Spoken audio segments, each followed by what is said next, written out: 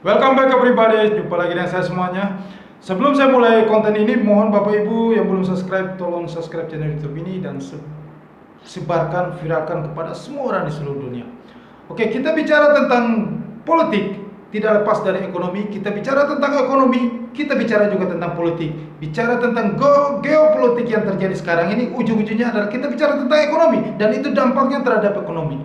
Maka saya mau bicara di sini adalah kita bicara tentang sejarah. Saya ingat sejarah masa lalu. Di waktu saya masih duduk di bangku SMP. Karena waktu itu di Indonesia kita hanya ada stasiun TV TVRI, tidak ada stasiun TV yang lain. Jadi orang tua saya senang sekali melihat berita-berita dunia dalam berita, dan akhirnya saya ikut menonton dunia dalam berita. Dan pada tahun 1986 bulan April itu ada kejadian luar biasa. Jadi ada ledakan pembangkit listrik, ya, pembangkit nuklir, pembangkit listrik Chernobyl, ya, itu berada di Ukraina, ya, di wilayah Uni Soviet, ya. Nah ini jadi kita lihat bahwa ini kita melihat sejarah bahwa ini dari Ukraina lah akan kembali lagi ke Ukraina lagi. Jadi waktu pada saat terjadi ledakan reaktor nuklir pembangkit listrik Chernobyl di Ukraina itu awal mulanya terjadilah runtuhnya yang namanya blok paham komunis di dunia ini, ya. Jadi dan itulah yang membuat pecahnya Uni Soviet runtuh, ya. Jadi Uni Soviet ini itu sejak Perang Dunia Kedua, ya. Setelah Perang Dunia Kedua selesai, itu dunia dibagi dua, yaitu blok komunis dan blok barat, ya. Nah, blok yang paham di luar komunis, ya.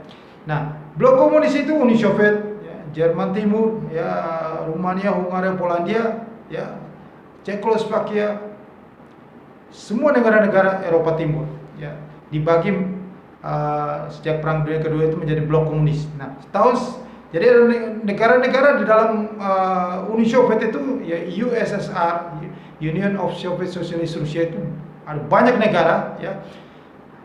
Itu sejak tahun 1990 Uni Soviet mengalami masalah ekonomi yang parah sekali, ya, ada kelangkaan pangan dan kesulitan ekonomi, ya. Pada tahun 1985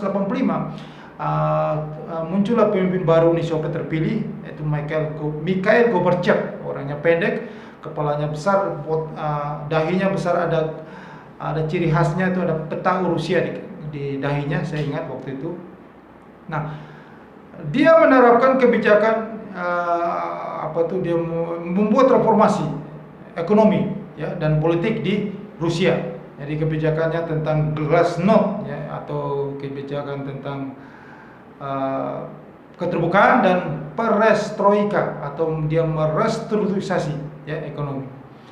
Nah, itulah keterbukaan dan restrukturisasi ekonomi, glasnost dan perestroika. Nah, dari kejadian April tahun 1986 itu pertanda ekonomi mulai blok-blok komunis mulai pecah di seluruh di Eropa Timur, ya.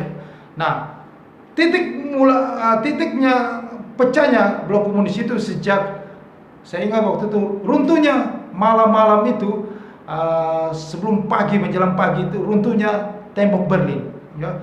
Para pendemo yang mau menyeberang ke Jerman Barat dari Eropa, Jerman Timur yang paham komunis itu, akhirnya mereka merusak itu tembok, malu mereka memanjat tembok sampai akhirnya mereka bisa menyeberang ke itu sekitar tahun itu tanggal 9 November kalau nggak salah, saya ingat karena itu 9 November tahun 1989, ya, runtuhnya Uni Soviet.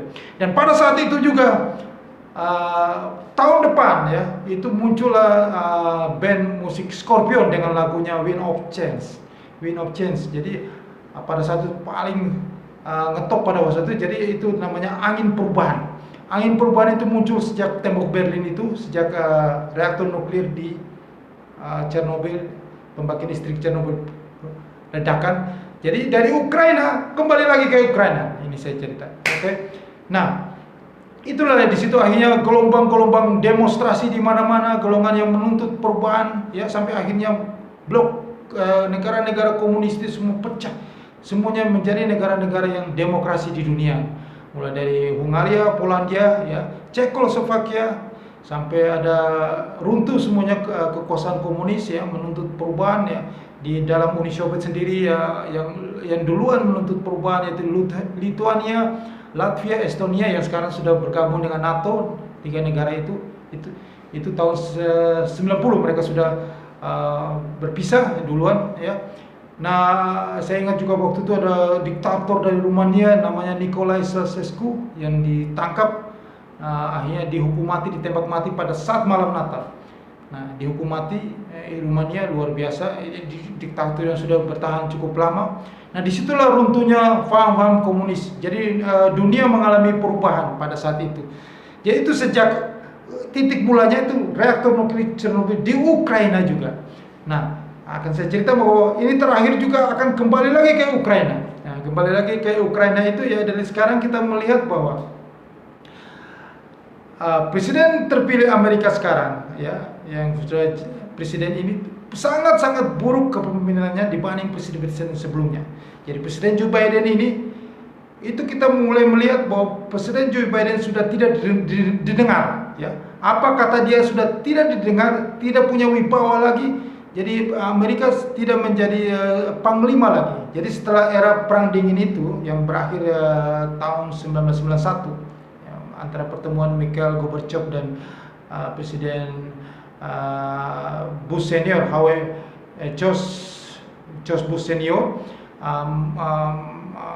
membuat kesepakatan bahwa berakhirnya perang dingin, yaitu pada tahun 3 Desember tahun 1991. Nah, setelah era perang dingin itu berakhir, hanya satu-satunya yang menjadi polisi dunia adalah Amerika Serikat. Dia benar-benar menjadi panglima polisi dunia. Dia yang mengatur semua dunia ini. Semuanya harus mendengar dia, harus nurut apa kata dia, supaya dunia ini bisa menjadi tertib dan aman, ekonomi semua membaik di seluruh dunia. Jika semua itu mengarah ke satu, yaitu ke apa kata polisi dunia Amerika Serikat ini. Oke? Nah, itu berjalan terus sampai akhirnya Anda bisa lihat sekarang ini dunia sudah terinspirasi, ya, dengan peristiwa-peristiwa dari China. Akhirnya dunia sekarang sudah tidak mendengar lagi apa kata polisi dunia itu. Dunia sekarang sudah mau mencari titik keseimbangan baru. Masing-masing sudah membuat nasionalisme sendiri. Jadi mereka sudah membuat strategi sendiri, membuat suatu kekuatan sendiri. Mereka tidak mau mendengar lagi, sudah membandel, sudah tidak mau nurut apa kata sang polisi dunia Amerika Serikat itu, ya. Kita lihat itu sejak ini mulai munculnya, mulai telak ini, mulai tanda-tandanya jelas sejak Joe Biden menjadi presiden Amerika. Kita lihat mulai dari pandemik, ya, mulai dari pandemik terus mulai bulan Oktober 2021 harga minyak sudah mulai naik.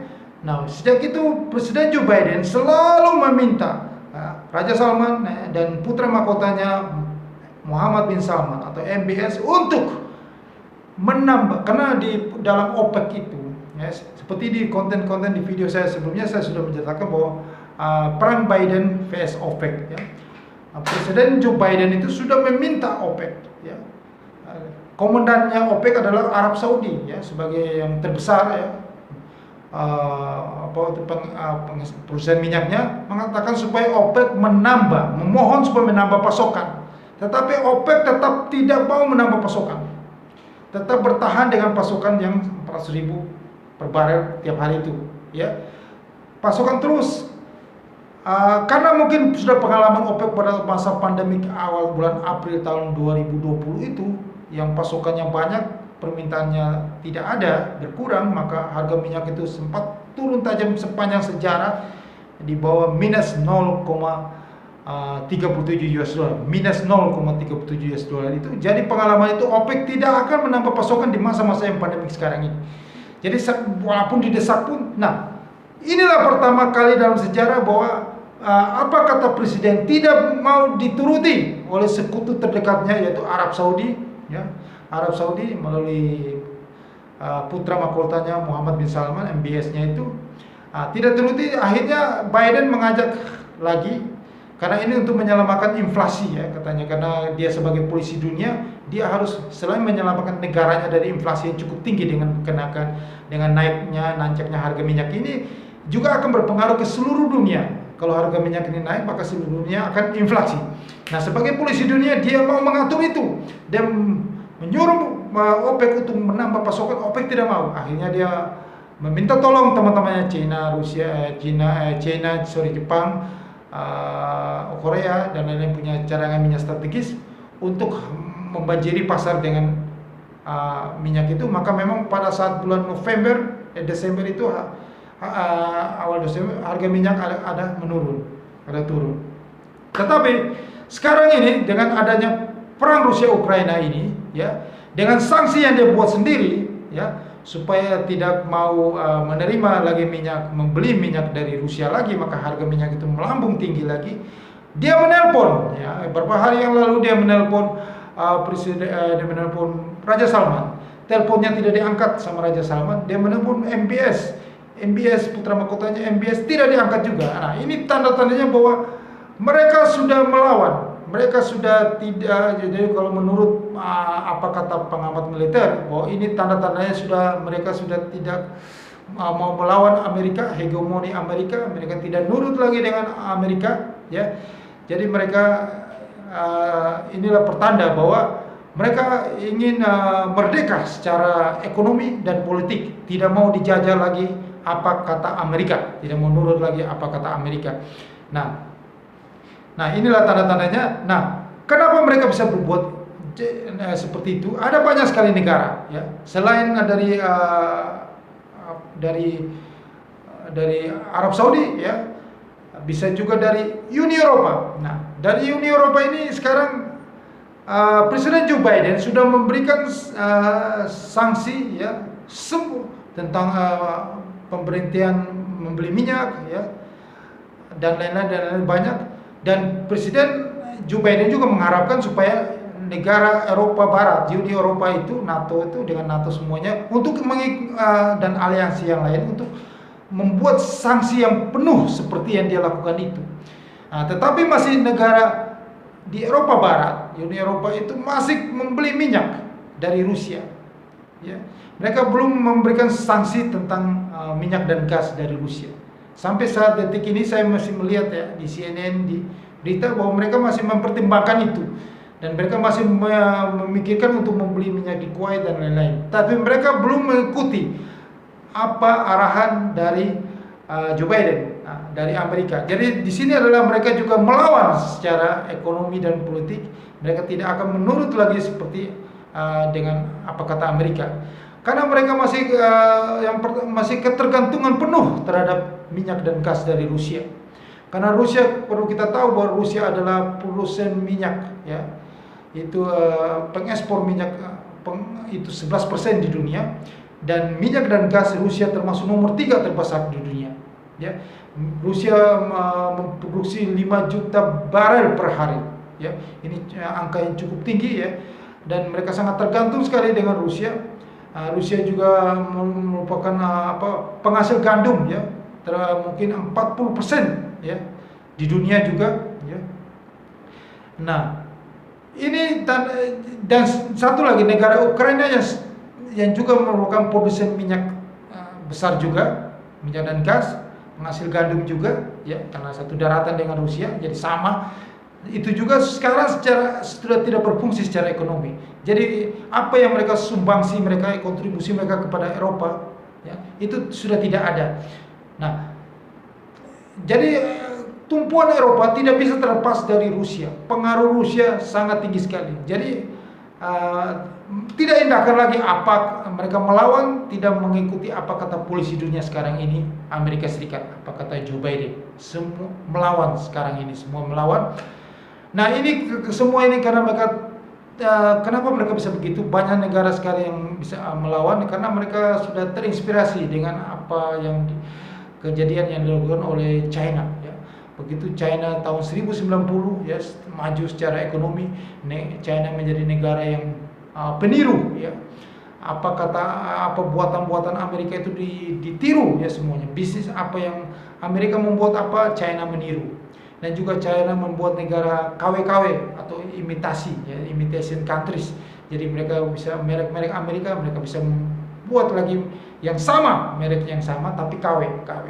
Nah, inilah yang membuat ekonomi Cina semakin maju, Amerika semakin terpuruk di sini dari keadaan ini. Dan Cina juga bisa menerima duit-duit dari negara-negara ya korupsi, negara-negara ya duit yang gak jelas, duit haram yang namanya shadow banking di situ. Jadi akhirnya negara Cina bisa menerima hal uang-uang seperti itu di seluruh dunia, maka Cina ekonominya bertumbuh.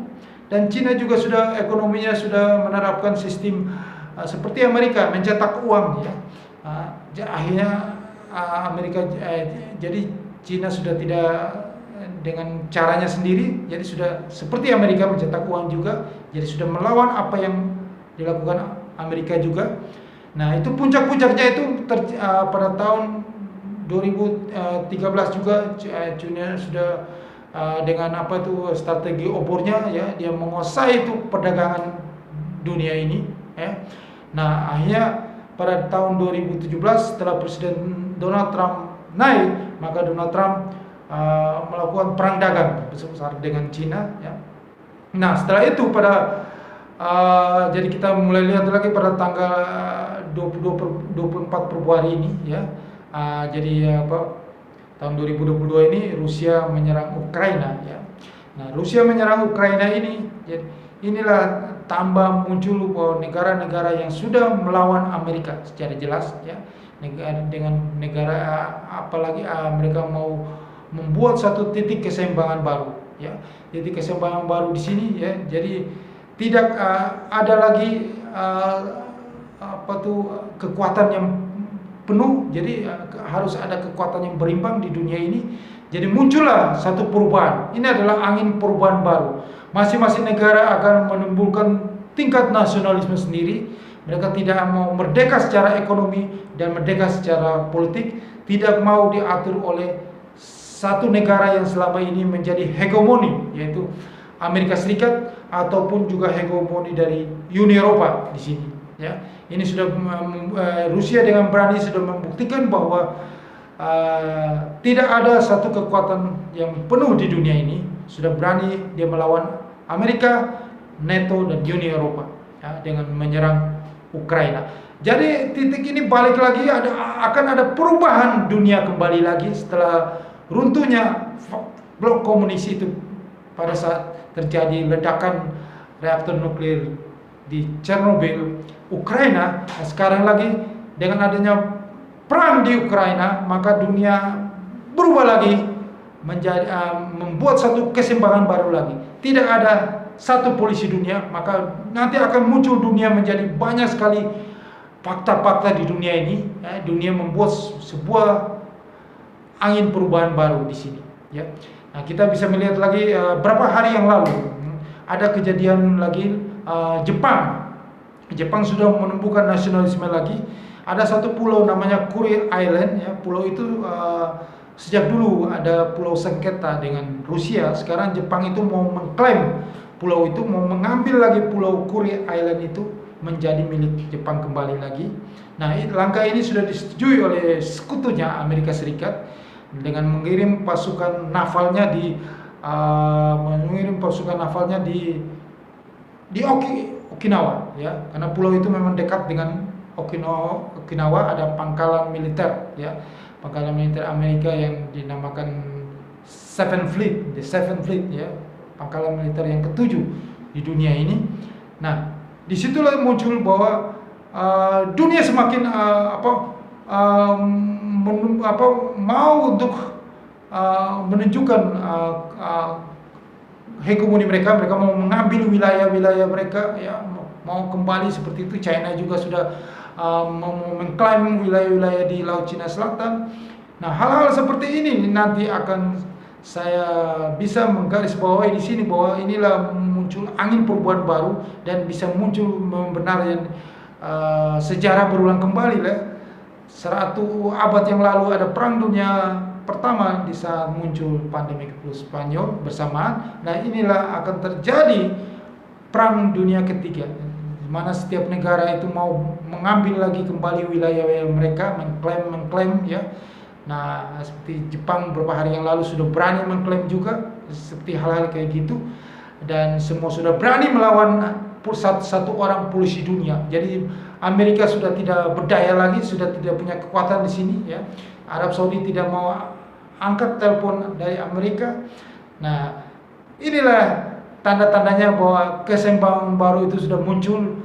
Dari Ukraina kembali lagi ke Ukraina, muncullah perubahan-perubahan itu. Ukraina membawa perubahan baru, runtuhnya paham komunis. Sekarang Ukraina membawa perubahan baru, runtuhnya hegemoni Barat. Ya, oke. Inilah yang bisa saya sampaikan kepada Anda secara garis besarnya tentang kondisi geopolitik di dunia, dari sejarah Ukraina kembali ke Ukraina lagi perang di Rusia Ukraina ini. Nah, disinilah kita harus mengambil intinya di sini bahwa Amerika sekarang ini pada intinya mau menyelamatkan ekonominya yang sudah berada di ujung tanduk ini dengan kenaikan harga minyak yang sudah tidak bisa dibendung lagi. Ya, harga minyak itu kalau naik di level 100 US dollar per barel itu sudah mengganggu inflasi Amerika yang cukup tinggi. Ya, ekonomi Amerika itu rapuh itu pada saat harga minyak sudah mencapai level 130 US dollar. Nah, pada beberapa minggu yang lalu harga minyak sempat mencapai minggu yang lalu sebelum turun ke 106. Ya, hari ini itu harga minyak sudah mencapai level 130 US dollar per barel. Disitulah ekonomi Amerika akan ambruk di situ. Makanya Presiden Joe Biden menelpon itu Raja Salman, telepon putranya MBS tidak diangkat, tidak digubris. Mereka melakukan perlawanan terhadap Amerika. Maka dunia akan mengalami bahaya, ekonomi Amerika akan ambruk. Jika ekonomi ambruk maka itu akan menyebar ke seluruh dunia. Ya, inflasi cukup tinggi dan OPEC tidak peduli karena OPEC dengan Arab Saudi mau menikmati keuntungan dari kenaikan harga minyak ini, dan Rusia juga mau menikmati keuntungan dari harga minyak ini. Yang kalang kabut adalah Uni Eropa dan Amerika Serikat akan menjalar ke blok-blok barat yang mendukung Amerika Serikat dan mendukung Amerika Serikat itu. Maka dampaknya itu inflasi akan ke seluruh dunia. Nah, kita di sini adalah peluang yang terbaik adalah di futures trading. Kembali lagi, inilah kesempatan Anda bisa, karena harga minyak ini tidak bisa dibendung lagi. Anda bisa hold position untuk buy harga minyak, dan yang pasti adalah dengan kejadian inflasi yang cukup tinggi yang tidak bisa terbendung ini, yang tidak selesai ini inflasi ini, dengan segala kebijakan nanti naikin suku bunga pun tidak bisa selesai, dan perang masih berkecamuk terus, maka harga emas dunia ke gold itu tetap naik terus sampai akhir tahun ini, bahkan bisa tahun depan. Jadi tetap membuat harga tertinggi baru terus, harga minyak dan harga gold. Dan satu lagi, inflasi yang cukup tinggi ini menyerang ke negara berkembang, Indonesia juga, maka rupiah kita akan semakin lama semakin melemah terus. Ya, angka 18.000 itu pasti akan tercapai. Anda sabar, tenang saja bahwa kejadian luar biasa itu pasti akan terjadi di tahun ini. Sejarah pasti berulang kembali. Anda lihat sendiri April tahun 1986, ledakan Chernobyl, runtuhnya blok komunis, ya, mulai runtuhnya perang dingin ya, sejak 9 November tahun 1989 dengan runtuhnya tembok Berlin, seluruh komunis berubah menjadi Republik Demokrasi, runtuhnya komunis. Kembali lagi di sini sejak perang Ukraina, angin perubahan baru, runtuhnya hegemoni Barat terjadi.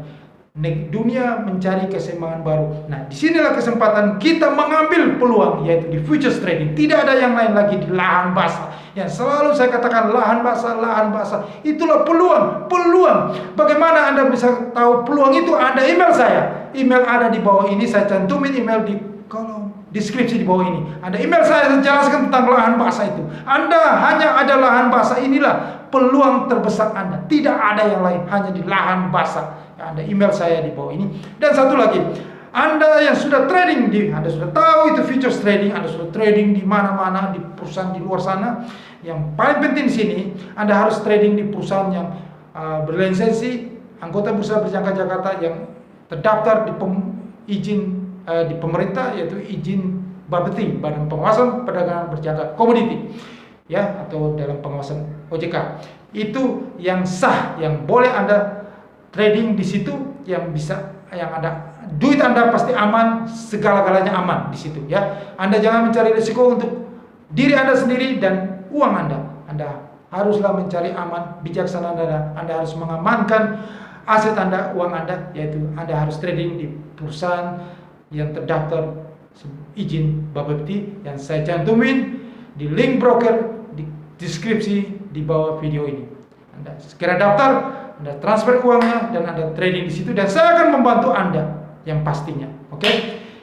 Terima kasih, semoga konten ini selalu bermanfaat untuk Anda, dan jangan lupa Anda subscribe channel YouTube ini, ya. Anda tekan loncengnya untuk dapatkan notifikasinya dan Anda sebarkan ke semua orang di seluruh dunia. Sukses untuk Anda.